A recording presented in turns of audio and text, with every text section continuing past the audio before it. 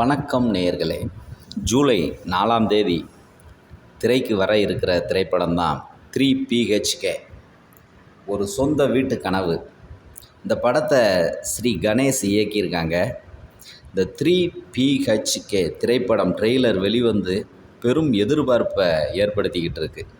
அந்த படத்தை பற்றி ஒரு சிறப்பு பார்வை. திரு சரத்குமார், தேவயானி பார்த்த உடனே நம்ம மனசு சூரிய வம்சம் நோக்கி ட்ராவல் ஆகிடுச்சுங்க. ஏன்னா இவங்க 2 பேரும் அந்த படத்தில் அவ்வளவு அந்நூன்யமாக அன்பாக தங்களோட நடிப்பை வெளிப்படுத்தியிருப்பாங்க. அதாவது ஒரு கல்வி அறிவு இல்லாத அந்த கணவனை எப்படி ஒரு மனைவி மதிப்பு கொடுத்து அவரை ஜெயிக்க வைக்கிறாருங்கிற அந்த கதை இன்றைக்கும் தமிழர்களோட மனசில் ஓடிக்கிட்டு இருக்கு. இந்த ஜோடி இந்த 3 BHKல ஒன்று சேர்ந்துருக்கிறாங்க அப்படிங்கிறத பார்த்த உடனே கேட்ட உடனே நமக்கு அவ்வளோ ஒரு சந்தோஷம். வாங்க கதைக்குள்ளே போகலாம். நடுத்தர குடும்பம், அப்பா அம்மா, மகன் மகள். இதில் சித்தார்த்து, மீரா ரகுநாத் பிள்ளைகளாக நடிச்சிருக்காங்க. வாடகை வீட்டில் இருந்துக்கிட்டு வராங்க. இவங்களோட கனவு ஒரு 3 BHK ஒரு பிளாட்டு ஒன்று வாங்கி குடும்பத்தோடு சந்தோஷமாக இருக்கிறது தான் இவங்களோட கனவு. இந்த படத்தில் அந்த ட்ரெய்லரில் ஒரு சீனில் வாடகை வீட்டில் அவங்க இருக்கும்போது கடும் மழை. அப்போ தண்ணீர் நிறைஞ்சி உண்மையில் அந்த சென்னையில் நடந்துச்சுல்ல, அந்த மாதிரி வீட்டுக்குள்ளே தண்ணி வந்துடும் முழங்கால் அளவுக்கு. ஒவ்வொரு பாத்திரத்தையும் சரத்குமாரும் அவங்க மனைவி தேவயானி அவங்க பொண்ணு எடுத்து வச்சுக்கிட்டு இருக்காங்க. அப்போ நனைஞ்சிக்கிட்டே அவங்களோட மகன் வாராரு. அப்படி ஒரு சீன் வருது. அதை பார்க்கும்போது உண்மையில் சென்னையில் அந்த மக்கள் அனுபவித்த துன்பத்தை நம்ம கண்கூட பார்க்க முடிஞ்சுது. தனது மகன் மேலே அளவுக்கு மீறின நம்பிக்கையை வச்சுருக்காரு சரத்குமார்.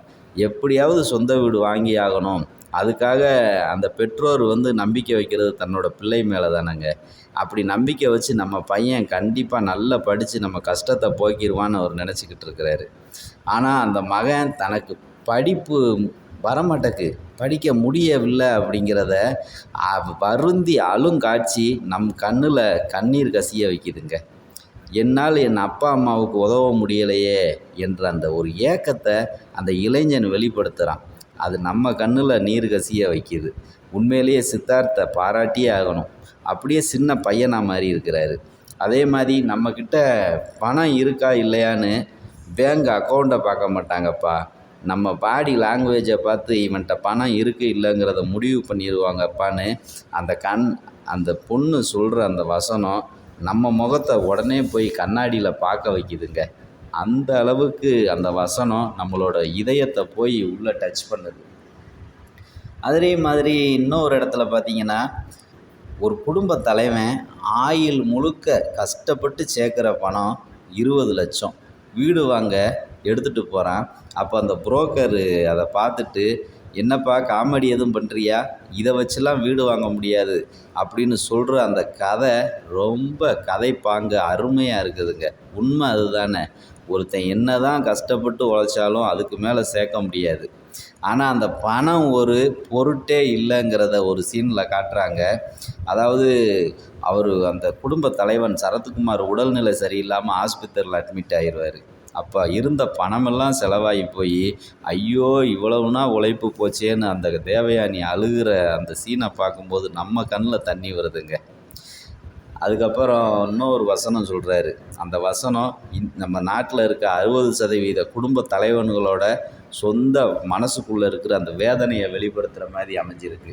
அந்த வசனம் என்னென்னா, வீடு ஒருவனோட கௌரவம் அடையாளம்னு சொல்கிறோம். அந்த வசனம் அவர் சொல்லும்போது உண்மையிலேயே நம்ம நாட்டில் வாடகை வீட்டில் இருக்கிற 60% குடும்ப தலைவன் மனசில் உள்ள வேதனையை வெளித்தள்ளின மாதிரி ஒரு சந்தோஷங்க. நிச்சயம் இந்த படம் தேசிய விருது வாங்குகிற தகுதி இருக்குது. ஏன்னா ஒரு படத்தை முழுசாக பார்த்து நம்ம அதை சொல்லணுங்கிற அவசியம் இல்லை.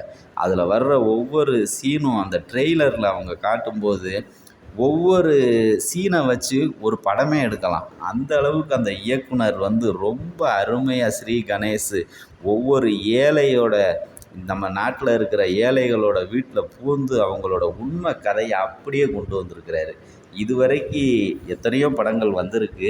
ஆனால் இந்த படத்தை நம்ம பார்க்கும்போது உண்மைக்கே அந்த சூரிய வம்சத்தில் இருக்கிற அந்த சரத்குமார் தேவயானி அவங்க அந்த வயசை கடந்து இன்னைக்கு இப்படி இருந்தாங்கன்னா எப்படி இருந்திருக்கும்? அதை அப்படியே கொண்டு வந்து கண் முன்னாடி நிறுத்தியிருக்கிறாங்க. அருமையாக அருமையாக இருக்குது. அதே மாதிரி அந்த குடும்பம், அந்த குடும்பத்தில் அந்த பையன் ஜெயிக்க முடியலைன்னு அவன் கண்ணீர் விடுறான் பாருங்க. அந்த சீனு உண்மைக்கே இன்றைக்கும் நடுத்தர குடும்பங்களில் ஒவ்வொரு வீட்லேயும் அப்படி இருக்குது. அந்த சீன் இருக்குது. அந்த வாழ்க்கை முறை அப்படித்தான் இருக்குது. ஏன்னா போதுமான ட்ரைனிங் கொடுக்கறதுக்கு, பயிற்சி கொடுக்கறதுக்கு நம்மக்கிட்ட பண வசதி இல்லை. அப்படி பண வசதி இருந்தால் நம்ம குழந்தைகளும் பெரிய பணக்காரன் வீட்டு பிள்ளை மாதிரி நிச்சயம் படிக்க தான் செய்வாங்க. அந்த வசதி இல்லாமல் அவன் வடிக்கிற கண்ணீர் நம்ம வீட்டு பிள்ளையே கண்ணீர் வடித்த மாதிரி இருக்குங்க. அப்படி அந்த அப்பா தன்னோட உண்மைக்கே கம்பீரமான உள்ள ஆள் சரத்குமார்.